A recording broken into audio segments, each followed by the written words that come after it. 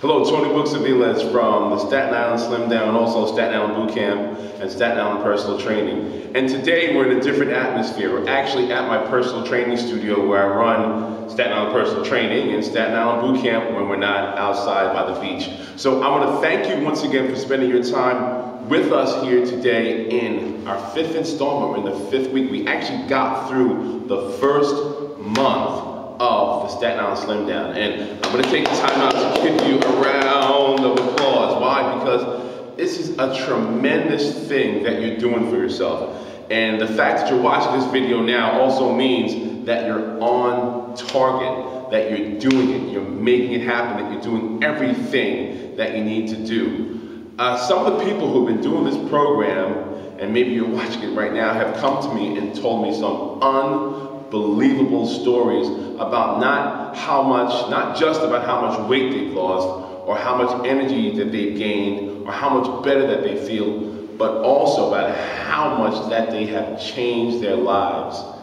Think about it, in just 4 short weeks, just taking your life and taking control of it has made such an incredible difference for so many people as part of this program.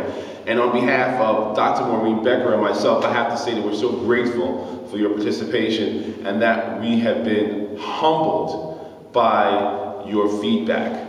So I'm going to try to make this one a little bit shorter than the other ones because I love to talk. Actually, I love to talk to you because I love so much to hear about those stories. That's what we do it for, the stories.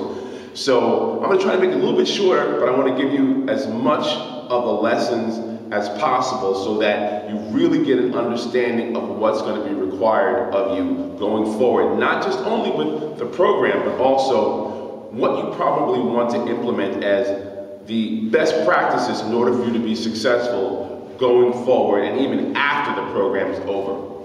The fact that you've gotten to this point means that you have implemented a great deal of focus. And that's so important. What is focus?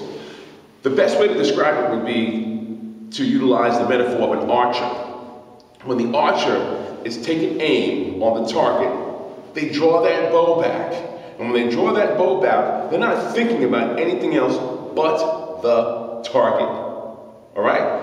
Only the target. They're not thinking about what they're going to have for lunch. They're not thinking about what's going on with their kids. They're not thinking about what's going on at work. They're only thinking about that target. Now, this is a twofold situation because you have to be focused on two things. You have to be focused on the task at hand while being focused on the outcome. And focus, again, is just eliminating all other thoughts. That's what you're thinking about. Nothing else but what you're reaching for. But again, as I said, it's twofold. You have to be thinking about the task at hand as well as balancing that with the outcome. So let me explain. Your outcome may be that I choose to lose 40 pounds, reduce my body fat, get off my high blood pressure medication, off of my diabetes medication, also to feel much more energetic, to be able to spend more quality time with my family where I'm not concerned about my health, whatever it may be. So that's what your long-term outcome is. So you want your focus to be outcome-based, but here it is. In order to get that outcome, you have to perform the steps. You have to eat right, you have to move right, you have to think right, you have to speak right, all those things. So it really comes down to the outcome being the result of living in the moment. So you have to be focused on the moment. What is the most productive thing that I can do at this point in time? Extremely, extremely important. What's the most productive thing I can do at this point in time to do what? To get me towards my desired outcome. Okay. Just a quick story. There used to be a point in time when I was living and I was going to a job. And I had to get to the bus to get to the ferry, and I had to walk around the corner. And it was like when I was walking around the corner, I would often see the bus go by. Now I knew if I left at a certain time, I think that time was 7:02, I could catch the 7:30 bus. But there were some occasions I might get delayed and I'd leave at 7:05, 7:08, and then I would say to myself, man, I left late, maybe I should speed it up, or if I speed it up, maybe I'll catch the bus. Well, there were so many times where I would round that corner and I would be taking my time and I'd watch that bus go by. And I said to myself, if I had only focused on not the fact that I was late, but focused on getting the bus, I would have gotten it.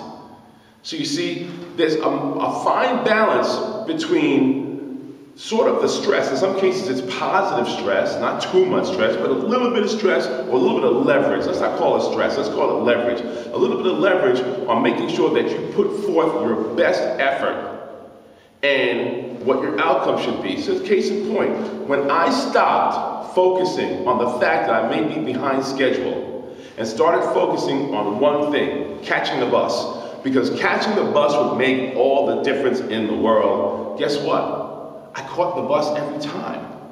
Because what did I do? I changed my focus. So you don't want to focus on your distractions. You want to focus only on what? Outcome, task at hand. And that makes all the difference in the world. So when you have that balance, you have to balance between what? On the fact that you have to do your best, put forth the effort, and then also, what's the next thing? The fact that you have to be balanced, because you can't be overly stressed. So it's like skating. You have to have one skate focused on what? The task at hand, and the other one not being overstressed, but being relaxed. So how do you make this balance? The balance comes from this. From faith. Comes from faith. You have to have faith in the process. Have faith in us, the people who put the process together. Faith in your efforts. Faith in your support system. Faith in the fact that if you don't have a support system, you can get a support system. Faith in whatever type of spiritual beliefs that you may have, and those are your own. And then number one, you have to have faith in yourself. Faith in yourself that, yes, you can do it. If you've been on the program for the last 30 days and you've seen results, there is your evidence right there. You can do it. How do I know? Because you're doing it already. It's simply that. So that's what this week's focus on. It's focus. We're focusing on focus. We're focusing on focus. We're focusing on it with faith. So keep that in mind as you go through your weekly routine this week. So how are we changing the program? Yes, the program is changing this week. Not that much, because the exercises are still going to be the same. You're actually going to be doing the same resistance training exercises in the same manner that you did last week. So that's not going to change, so we don't have to go over it. And it's all explained in that report down low that you can go down and you can download. It's going to be all there. Here's how we're changing.